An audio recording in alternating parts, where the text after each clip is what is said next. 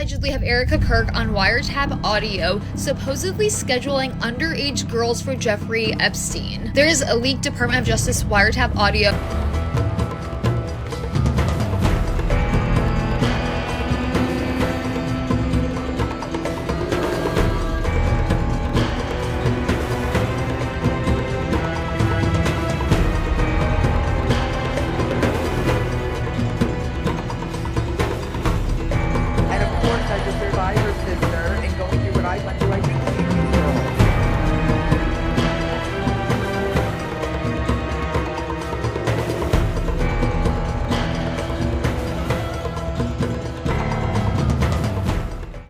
Hey, what's up? Hey, what's up?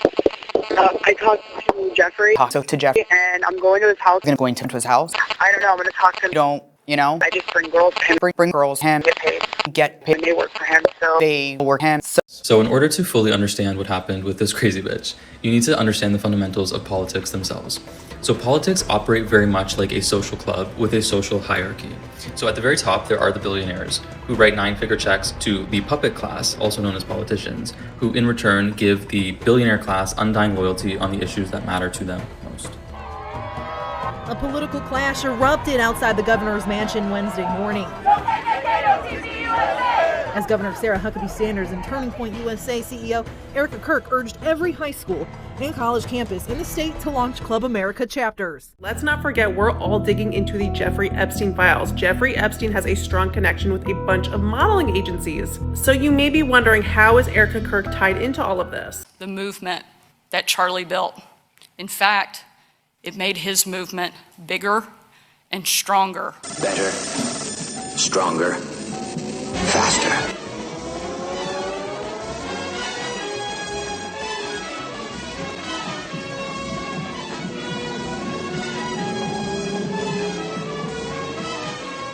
Erika Kirk's presence here does not scare us.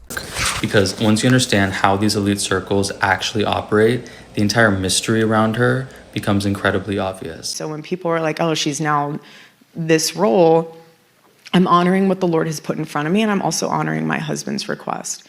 I'm signing a proclamation formalizing my administration's support for Turning Point and their Club America program.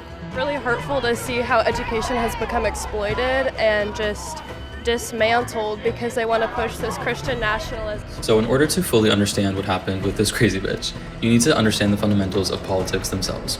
So politics operate very much like a social club with a social hierarchy. So at the very top, there are the billionaires who write 9-figure checks to the puppet class, also known as politicians, who in return give the billionaire class undying loyalty on the issues that matter to them most. Club America is a high school-based chapter organization started by Turning Point in 2025, shortly before Charlie Kirk's death. And again, this is not a business card opportunity. Club America director Nick Coca explaining what it could look like in Arkansas. Any student that believes in Charlie Kirk's mission and wants to pick up that mantle and fight for American exceptionalism and limited government, they're going to have the opportunity to do that in the state of Arkansas. So you have more of a libertarian viewpoint? Libertarian, conservative, free market, whatever you want to call it. Because you're a young man. How is a Turning Point chapter in every Arkansas high school or university going to improve the lives of students? Because children can't learn when they're hungry. Children can't learn when they're sick.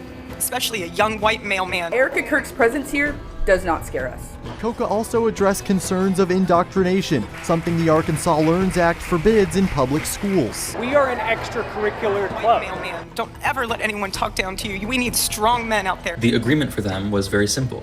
Do what you're told, ride the youth wave to the White House. As long as you're a part of Turning Point USA, you have us by your side.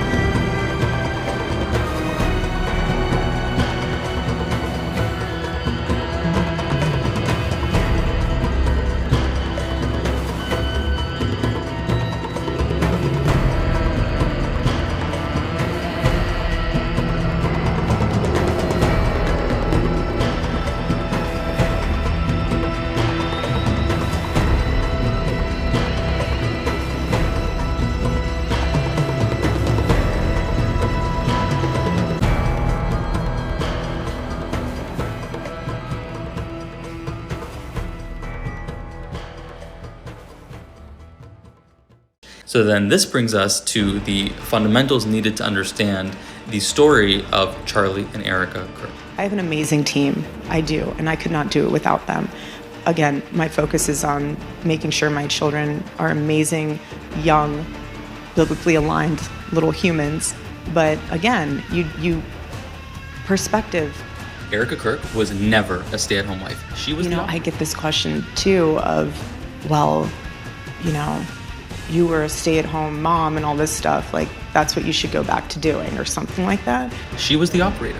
How God and Jesus and everything, just your whole faith is supposed to operate. Former Miss USA winners don't usually come forward accusing pageant insiders of running escort operations. But that's exactly what's happening after a former Miss USA contestant claimed that behind the glamorous gowns, photo ops, and charity speeches, some pageants were allegedly being used to recruit women for private escort arrangements. And according to her, Erika Kirk was the one organizing it. And just like this governor and many others that are out there, we got your back, always. She hosted the donor dinners, she schmoozed the billionaires, she sealed the checks, and she ran all of the events. This is documented. Just career-wise, to be able to take on this type of endeavor. Because people were like, Charlie was going to be president someday. He believed firmly that Erika was going to be president someday. And I feel like I have something very unique to offer this whole experience in general. Everybody knew that Charlie Kirk one day would run to be president, and it was a running comment, a running joke, that Erika Kirk would one day be the first lady. This was her life goal, and this was the plan, and the only reason in 2021 she married Charlie Kirk. Like I said, I'm very coachable, I'm very trainable. She did not marry Charlie, she married the trajectory of the presidency and proximity to power, which is what she always wanted. So this began as 500 people in a ballroom in Phoenix. That was until I hosted the first Trump rally in Trump rally history right here in Arizona in 2015. I got a call from Miss Erika Kirk, Miss Arizona 2012. I just want to help, she said. So naturally, I put her right behind the president at that first rally. It's everything we laugh all the time about because people were like, Charlie was going to be president someday. He believed firmly that Erika was going to be president someday. Well, there it is again. Them telling us the private conversations were the exact opposite of everything that Charlie was saying publicly. For me, not necessarily having formal training. But this is who she was. This is who Erika was at this time. She was auditioning for everything, and eventually she's going to get the part for Charlie's wife. And I'm the type of person that I don't need all the time in the world to get ready. If you say you got to be on a plane in a half hour and you have to pack your stuff and go, I'm on it. Women, get married, have children, have lots of children, stay home. That's more important. I hope you change course. I think you'll be happier and more joyful, and I pray you don't have to suffer too much to realize it.